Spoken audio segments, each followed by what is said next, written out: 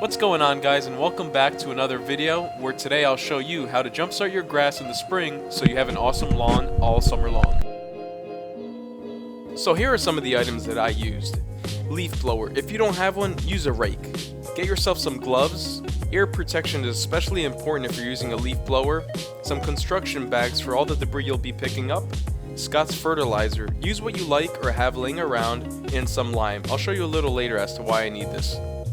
And one last thing, don't forget to clean up after your pets and the local wildlife.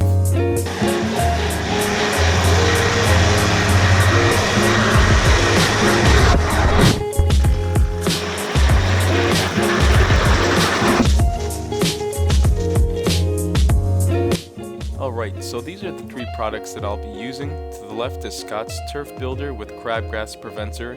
In the middle is something new, it's Scott's Triple Action. The main difference is it kills weeds as you see them growing in your grass. And finally, to the right we have Lime. You use this to enhance the efficiency of your fertilizer, but I use this to raise the pH levels in my soil in certain areas of the lawn, otherwise it's a challenge to grow some nice grass. I have a broadcasting spreader, so as you can see I will dial it to 4.5. And if this is your first time doing something like this, what you'll like to do is go around the perimeter, back and forth after that, and about 5 feet apart.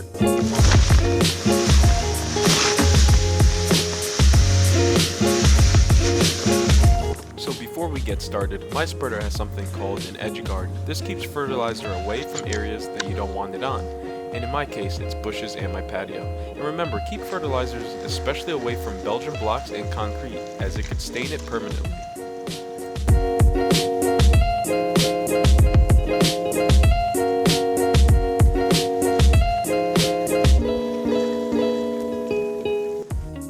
Alright guys, so before I let you go, we will move on to the last part of this video, and that's when to use lime.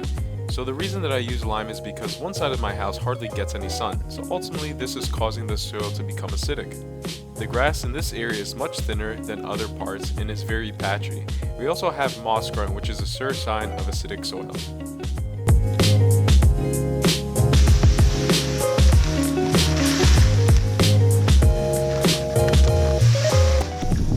Turn that dial to 10 and don't be afraid to use lots of lime.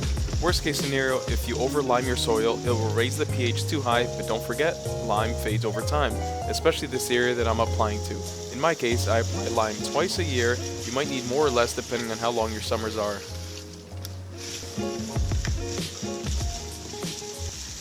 Alright guys, that's it for this video. If you enjoyed it or found it informative, go ahead and hit that like button and don't forget to subscribe. If you are curious on what equipment or products I use in this video, check out the description below. I listed everything along with links for you. And don't forget to leave a comment.